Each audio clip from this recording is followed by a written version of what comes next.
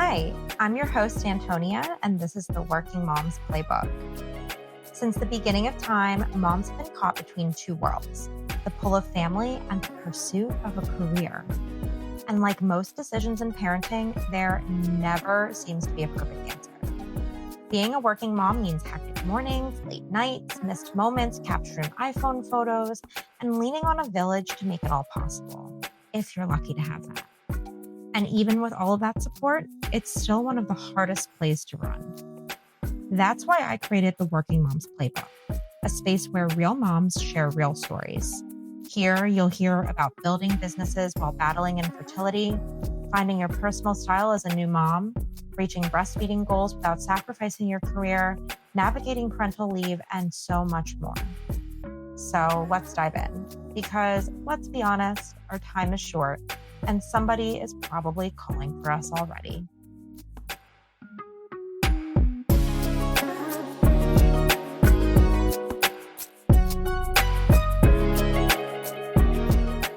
Today's episode is one that so many working moms need to hear, and I'm very excited to have it kick off our very first season of the Working Moms Playbook.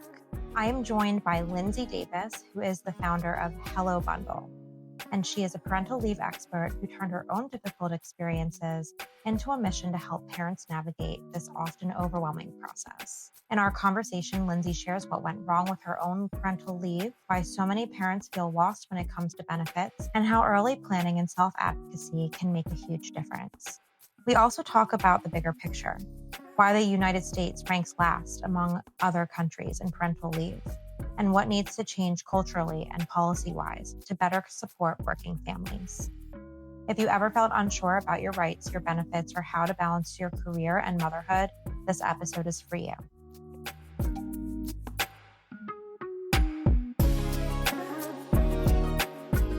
I would love to start by asking you a little bit more about your journey and what inspired you to focus on parental leave and helping parents with that topic. Yeah, so it all started because I had a really bad parental leave experience myself. I was working for a really small nonprofit. We had, I think, maybe not even 5 employees.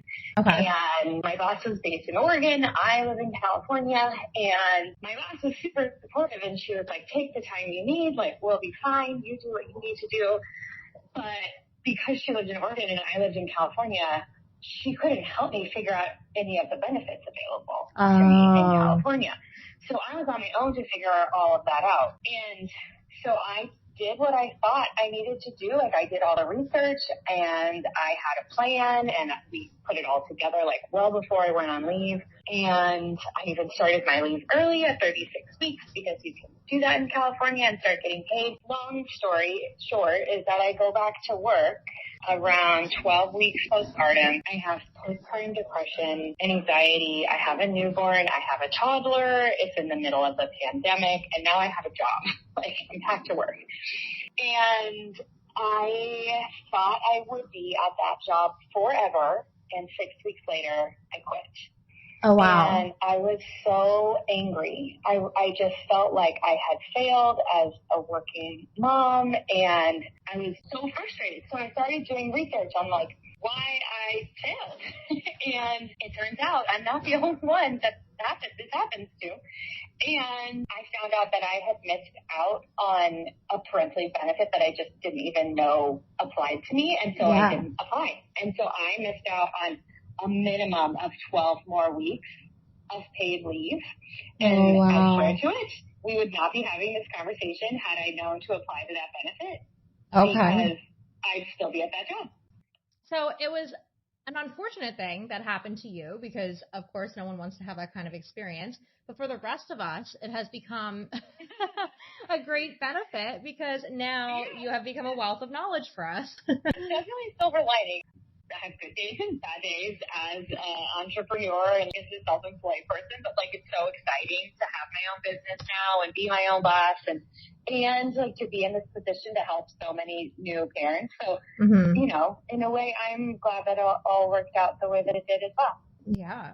So then I feel like with your story, it's not an uncommon one either because even for me, when I was applying for my benefits, I decided at the time I was only going to take 1 month of maternity leave. I had a remote job that was really only in person during the summer, and the rest of the year it was remote. So I had this whole plan in my head that I was going to just take a month. I was going to work the rest of the summer months, and then I was pretty much going to be able to like do both at the same time for the rest of the year. And that also did not work out. But in doing so, I do feel like I was fairly uneducated in terms of all of the benefits that I would have really been able to have. I feel like everything starts with preparation, right? Like when we're pregnant, we prepare for all of these things. We get the crib, we get the bassinet, it's like a whole checklist. But even for me as a type A woman, what I didn't do was really prepare for the benefits and for actually leaving work. So for those moms who are currently pregnant, what are some of those first steps that you would suggest they start doing now to prepare for their maternity leave? Yeah, that's a great question. And there's a million things that I could list off, and it's going to be different for everyone. It's just everyone's situation is different. Like I could say you need to start having conversations early. You need to start doing your research early. You need to get your plan figured out early so that you can relax by the end of your leave and know that everything is taken care of. But like, that's what I did. And like, look where it left me. Right. But like, also, there's a lot of women that are in the situation where they maybe don't have an employer that they can go to early to say, I'm pregnant, because they don't feel comfortable going to their employer and letting them know. Or like maybe they have a review or a promotion or something coming up and they feel like, oh, I can't tell my boss I'm pregnant right now because that's going to have a negative impact on my review or my promotion. So they have to wait. So the answer to that is like super nuanced. It's like whatever is best for you, you need to do what's best for you. But start doing the research early. Like that's definitely something that I would suggest to everyone. But make sure that you're doing the right research. So, I mean, I hate to just like go out there and plug Hello Bundle, but like follow our social media pages because we are giving out free information almost every day about your parental leave. That is not information that you're going to find when you Google, you know, parental leave in New Jersey or parental leave in Massachusetts. Definitely do that also, but get information from different angles as well because you don't know what you don't know. Like I didn't know that I could apply to paid family leave in California. For some reason, I just like thought it was just for my husband, or I don't even know. Like I can't even go back into my mind when, you know, I was 8 weeks postpartum. Like I'm, you know, or like a shell of a person at that point. Right. So research early often, put a plan together. If you're struggling, definitely work with a parental leave consultant. I have like an amazing team that can help you put together the plan that, you know, strategically puts all of your benefits together so that you get the leave that you deserve. Talk to your HR. If anything seems, you know, sketchy or red flaggy, like don't ignore it because that's how you're going to miss out on the benefits that you deserve.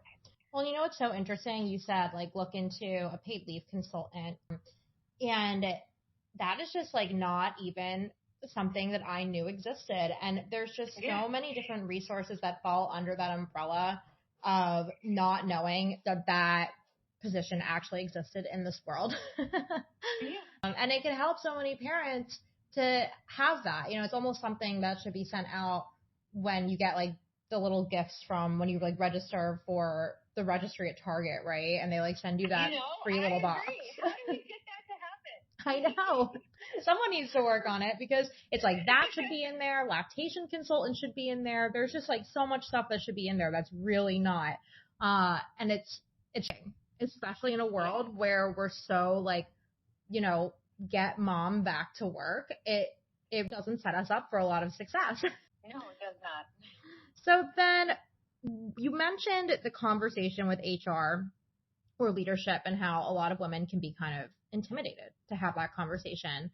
Do you have any suggestions on how to approach that conversation about leave, especially if the company doesn't have a clear policy? Yeah. So I think that this is like, there's a step approach I would suggest. So first step is find out what the policy is. So if you work for, a large corporation that has everything like on a wiki page spelled out for you, and you can like download the parental leave policy and you've got that in your hands, great. But if your employer doesn't have something like that, and maybe it's like behind closed doors, or like you can't find it and you don't even know that it exists, you could go straight to HR and be like, hey, can I have a copy of our parental leave policy? And then, what could happen after rumors start spreading after that? Like, I've definitely had clients that have gone to HR and said, what's our parental leave policy? And then next week have one of their colleagues be like, oh my gosh, I heard you're pregnant. Congrats. And she's like, what? Oh, God. I never told anybody I was pregnant. HR definitely took some liberties there. So you might want to avoid that entirely and then go straight to your employer, whether that's your boss or HR, and say, you know what? I have great news. I'm pregnant. I'd love to see what our parental leave policy looks like so that I can start planning for my leave early, so that we can put a plan in place to make sure that everything is taken care of and nobody is left in the dark while I'm out. So you're addressing their concern before they can even be concerned of what do you mean you're leaving? What are we going to do? You're like, don't worry, I'm going to take care of it. And then you get the parental leave policy, and then you do your research. That's when you need to advocate for yourself. Put together your plan, figure out what you're going to do, understand what laws and programs that you qualify for and are going to use during your parental leave, and then go back to HR and say, here's my plan, or go to your boss, whoever is the right fit at your company.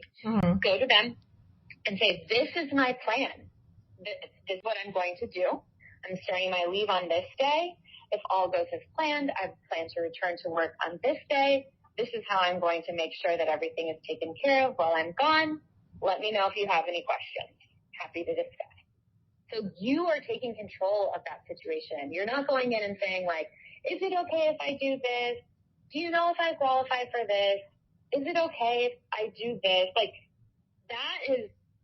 It's wrong, but it's setting yourself up to potentially not get all of the benefits that you deserve, because HR could say, no, we're not doing that, or I don't know if you should be doing that, or I don't know, I have to look into that. But if you go to them and you say, this is what I'm doing, they're far less likely to come back and be like, I'm not sure you can do that. I feel like it's also very important with that in mind. The key word here is to also have it written down and written out. Yes. So there's a paper trail, because I think that's really where I made one of my biggest mistakes, is I didn't have a paper trail. What advice would you have for moms who are worried about job security or career setbacks during leave? So I think those are two different things.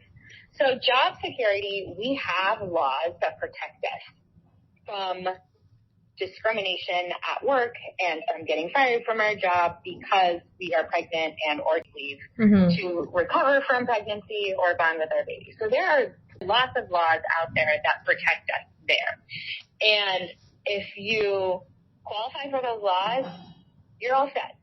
And that doesn't mean that they're still not going to discriminate against you or fire you for taking time off. But if they do, then you have a pretty great legal case against them, and you'll probably end up winning. Not that I want anyone to have to take legal action against their employer, Right. But you do have protections in place. But for your career, that's a whole different ballgame. So that is something that so many parents worry about, and there's not really a very cut and dry answer for it. And one thing that you can really do is, as an individual, look at what your career goals are and your family goals, and how can they interweave together. What's in this season of life, what is more important? You can 100% have career aspirations and goals and also want to have children, but there's gonna potentially be pushback on that. And it might have a lot to do with your employer. So I talk to women all the time that are it's really important to me that I keep my career going, and like, I don't want to have any career setbacks, but like, I'm pregnant and I want to take as much time off as I can with my baby because of X, Y, and Z reason. And I'm like, great. I'm like, do you have any indication that you think like your employer might like not agree with this and like have like maybe not promote you in the way that you would if you weren't having a baby, or like maybe you won't get those travel opportunities because you've been out of work for a few months so that you can take leave when you have a baby. If they're like, yeah, like we've noticed it, like there's so many women at our job or at my company that like don't get the promotions that they deserve, or I've seen bad things happen. My question is always, do you like your job? Because if you love your job, make it work. Be a squeaky wheel. Talk to HR. Like, make it very known to your employer that you are very committed to your career. You don't want there to be any setback because you are planning to take leave. And also assert that you plan to take your leave. Right. Not everybody can do that, though. Like, if you feel like having those conversations are just going to be what, gives you the career setback in the first place, there's a lot of other employers out there in the world that maybe are going to be a lot more responsive to that. That employer, they don't deserve you. Like, of course, I understand, like, it's not always easy to get a new job, and, like, there's a whole other, spectrum of issues involved in, quitting and finding a new job. But, like, consider it, at least. Maybe get that ball rolling. You don't have to stay in a place that's toxic because you feel like you don't have choice.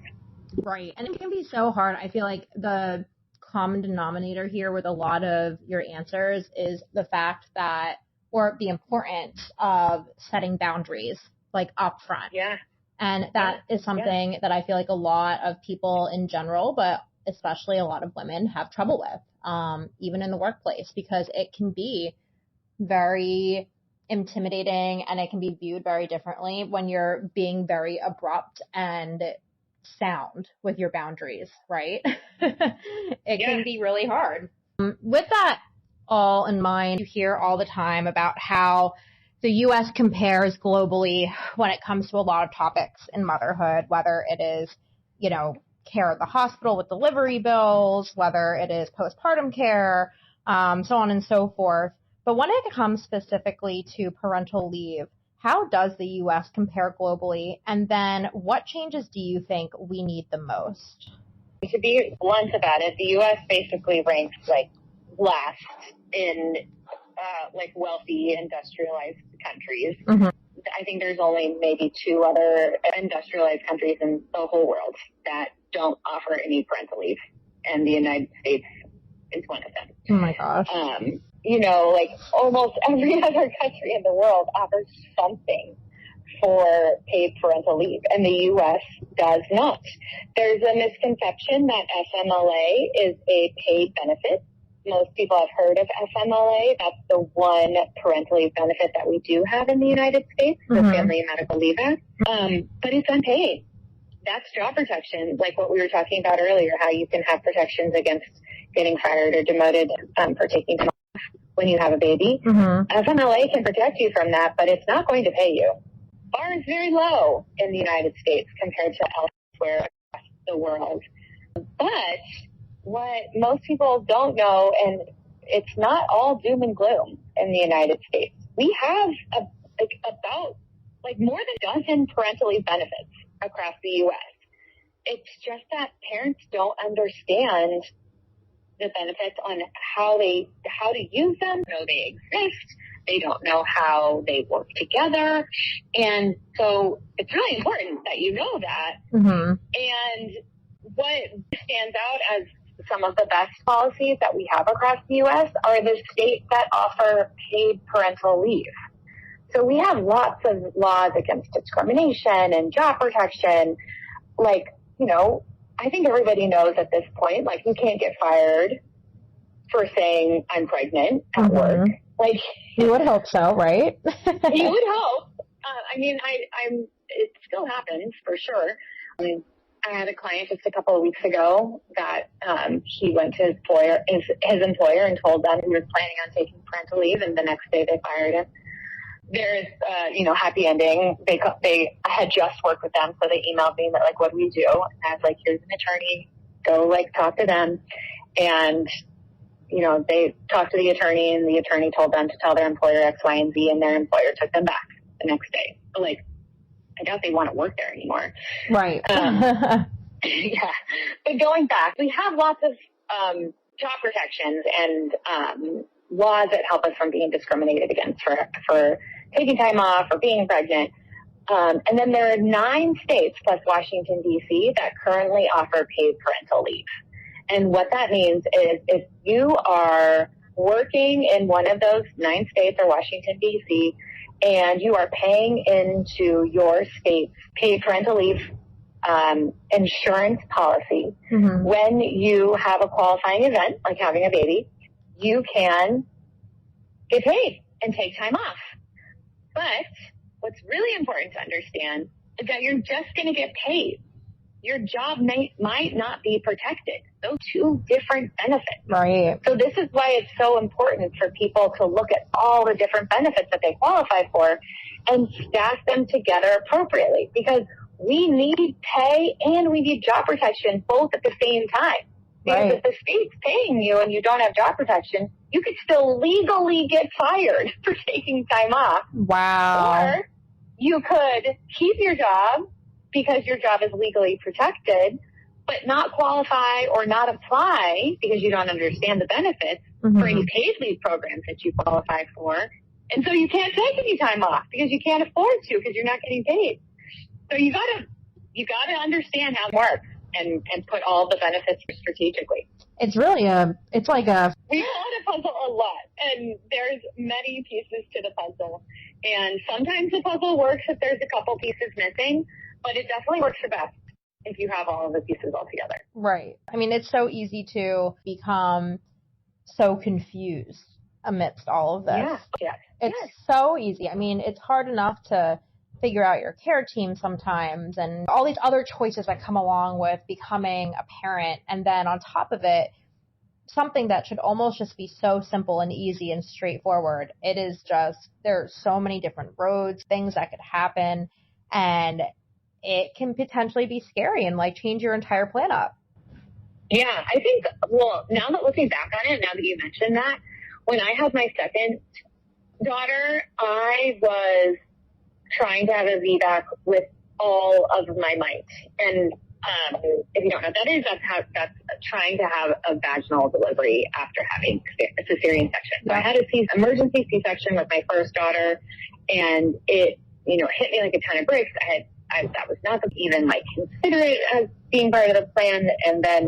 And so with my second daughter, I wanted so badly to have a VBAC. So I was doing all of the research and using all of my brain power at that time to try to have a vaginal delivery. And you're probably right. I was so focused on that when I thought I had, my parental leave plan all put together, I didn't, obviously. And maybe it's because I was so focused on, this different angle of my birthing experience. It's sad too when you think about it, that in such a vulnerable and quick time and special time, there are certain things that matter most to different people, and some people couldn't care less about how they deliver. Some people want a specific plan.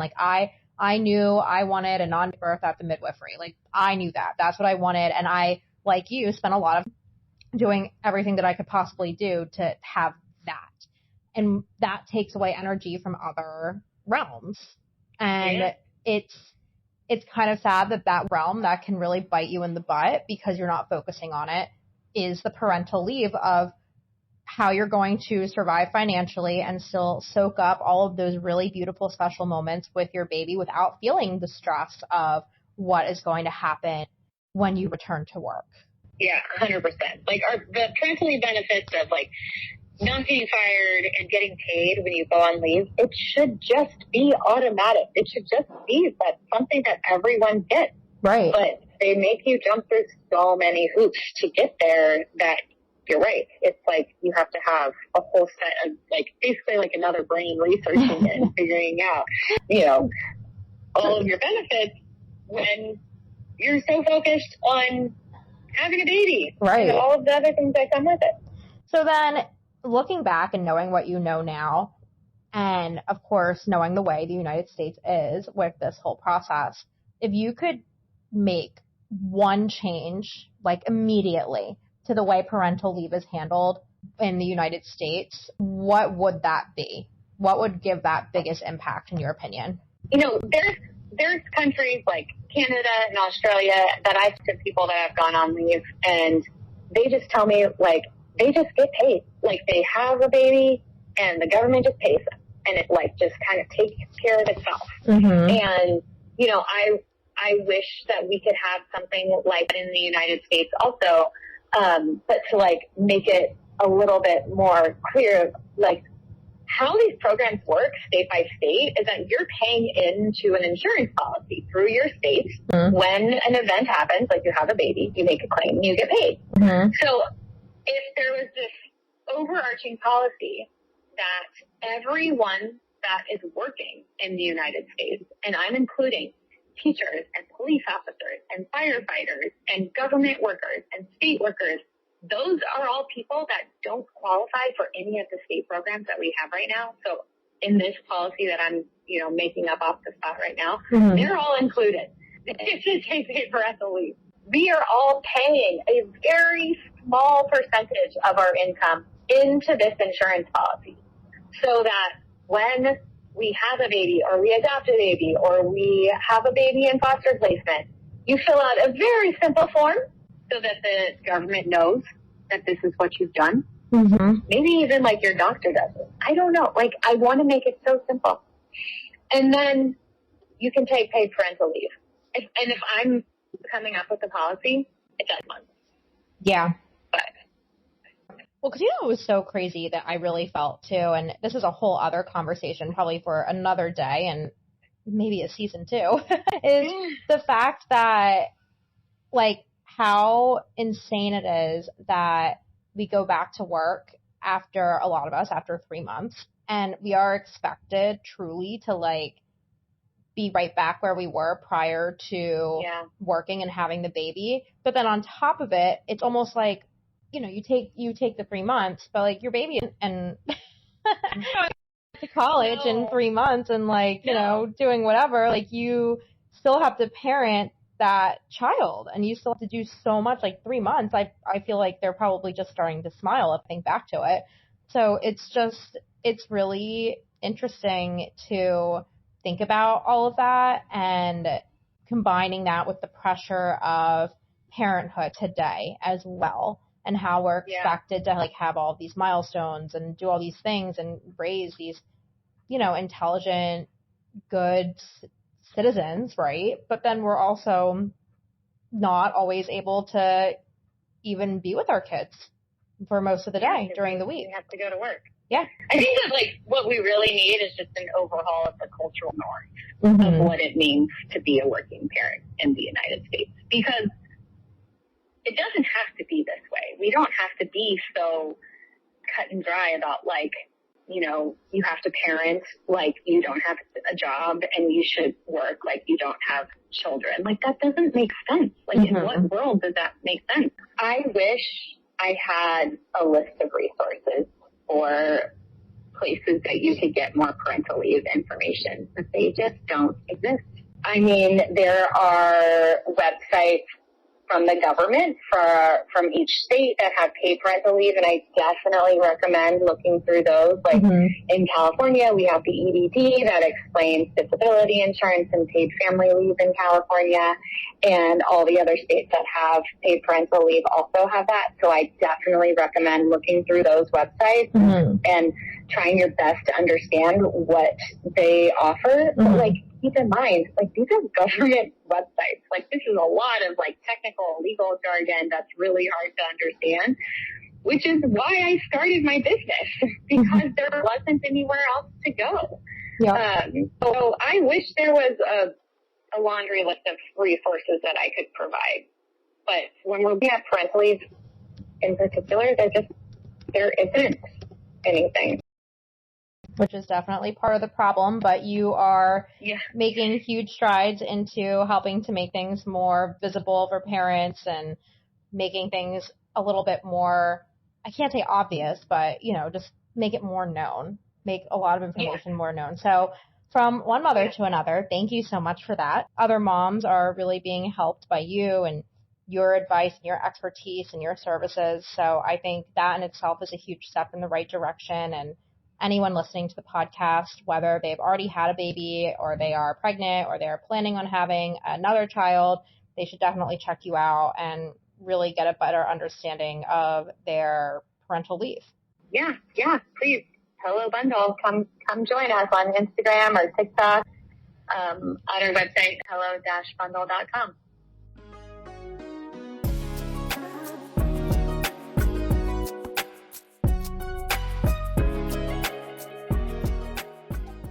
Thank you so much for listening to the Working Moms Playbook. If this episode resonated with you, please share it with another mama who could use a little extra support or a reminder that she's not alone. And if you loved today's conversation, it would mean the world if you took a second to follow, rate, and share the podcast on social media. Every share truly helps creators like me grow this community and reach more incredible moms just like you. Until next time, remember, you're doing better than you think, and your village is right here.